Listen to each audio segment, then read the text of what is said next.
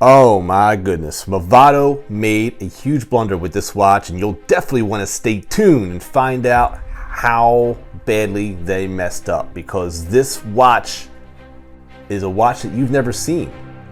And you want to know why? Find out on this episode of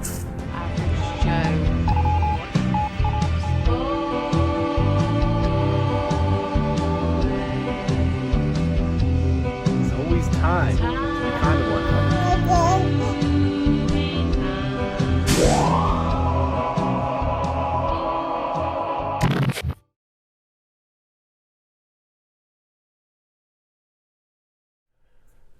Hello everyone, welcome to Average Joe Watch Reviews, where we do more than just reviews. Today we have a real special timepiece that's actually not mine. This is actually on loan from a subscriber by the name of Shane. I want to thank you so much, Shane, for being a loyal subscriber, but also lending me not a cheap watch. This is actually a luxury timepiece that not only has monetary value, but sentimental value. So this really means a lot to me, Shane. And I just want to thank you for trusting an average Joe who you've never met. It truly is humbling and honor to review your watch today. So thank you so much, my friend. So before we go ahead and review the watch, if you're not yet subscribed to the channel, please subscribe and also click a like. That is the most charitable way to help support the channel.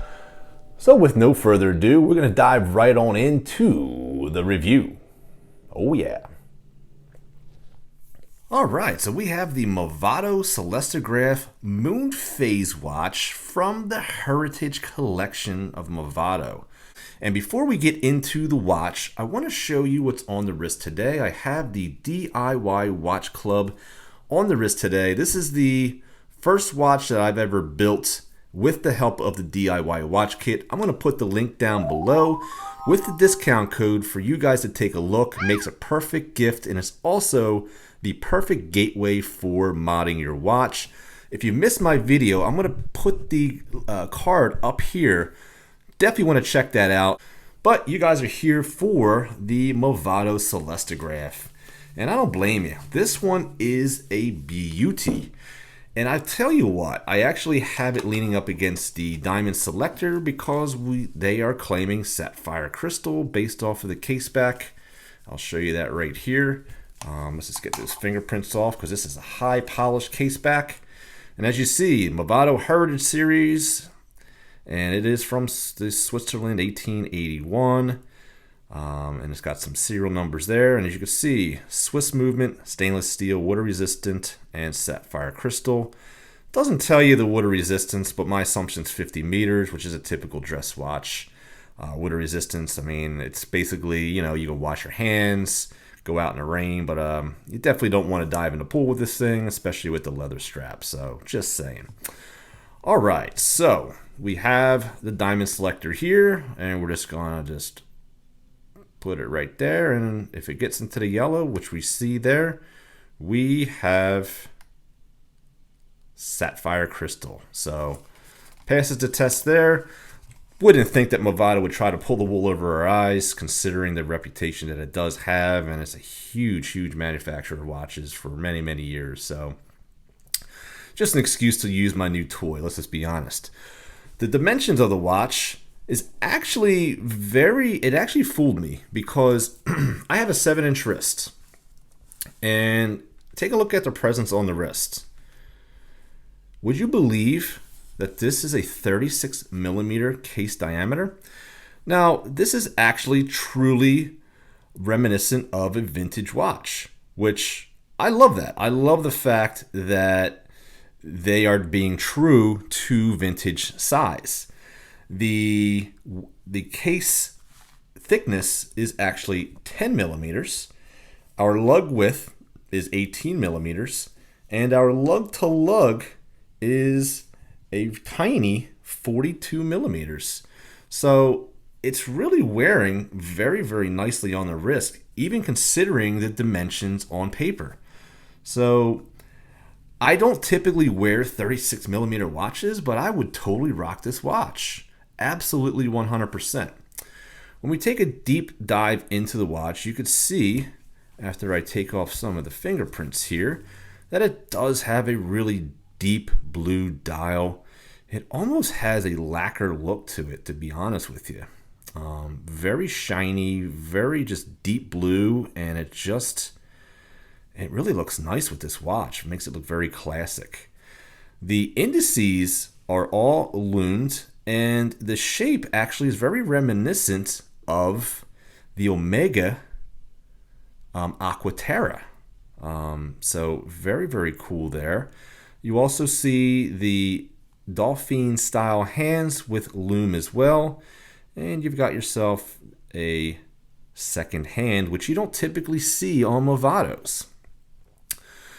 Now, if you've noticed and you've got OCD, which I do not have, but take a look at the second hand, and Shane, you may want to mute this part right here, because I noticed something as I'm doing this review that I have an issue with. Take a look at the second hand and look as it's missing every single point.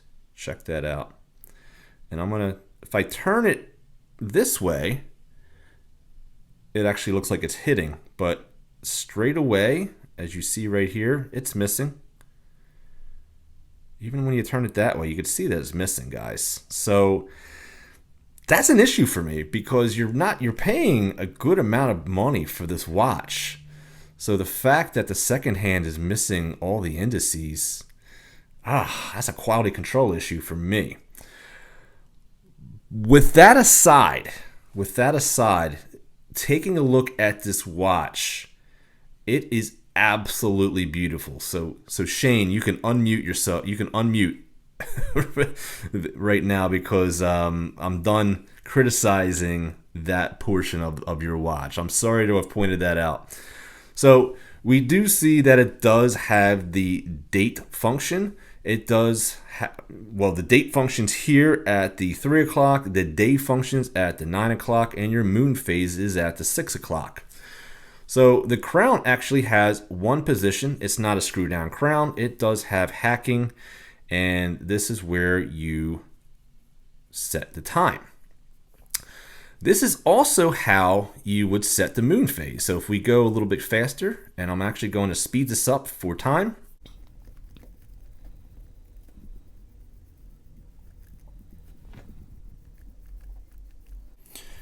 You can see that the moon has disappeared. And that's how you're going to set your moon phase. Yeah, it's a pain in the butt, but, and I hate to use two butts in a row, but once you set it, you can forget it. And because this is not an automatic watch, the moon phase will be set for pretty much the life of the battery. So that's cool, because when you get automatics, you're almost forced to keep them in watch winders, because you do not want to go through this process every time you put the watch on your wrist. So anyone that argues against watch winders, well, this is the example I typically raise in when it comes to watch winders. When you have complications like this, that it's just nearly impossible to continually set these each time you put it on the wrists. So I would definitely set this on a watch winder if this was an automatic piece. Now, I'm going to set this to 6 o'clock, because I want to show you guys how to set the day and the date. That, as you notice, there was only one click. So typically you have 2 clicks, and you could set the date or the day by turning the crown each way. That's not the case here. So how do you set the day and the date? Well, Movado gives you 2 recessed pushers. Problem is, your finger can't get in there, right? And they do that because of the aesthetic of the watch. Having 2 buttons here would look pretty silly. So they make it streamlined with the watch, and it actually looks very nice. So what I would recommend is not using a metal, because you don't want to scratch the surface. What I would recommend is a toothpick or something that wouldn't scratch, such as a pencil or pen. And this is how you're going to set the right side here, which will be the date. And check that out. You can see that that's setting the date right there. Very, very easy, very positive click, no issue there. And then we go to the other side, and that's going to give us the day of the week, just like that. Very, very easy. All right. So, comes with a leather strap, easy deployment system here. Okay. No problems there. That's what it comes with stock.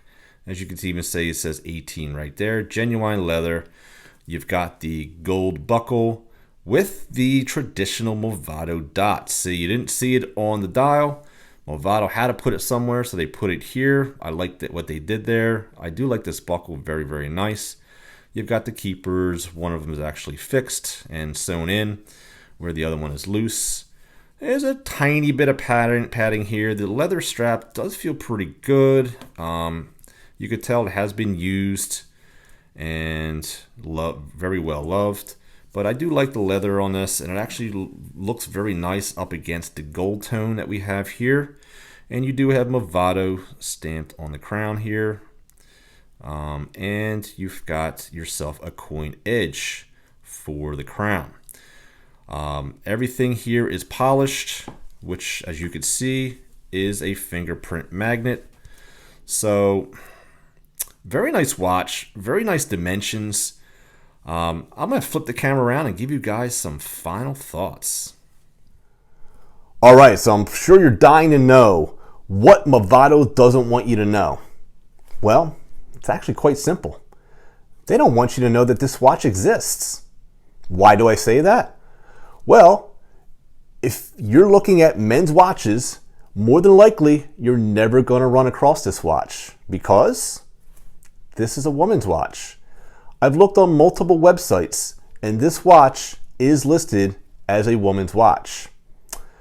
Is there anything wrong with that? Well, there is, because the fact that when we as men are looking for men's watches, we typically filter men.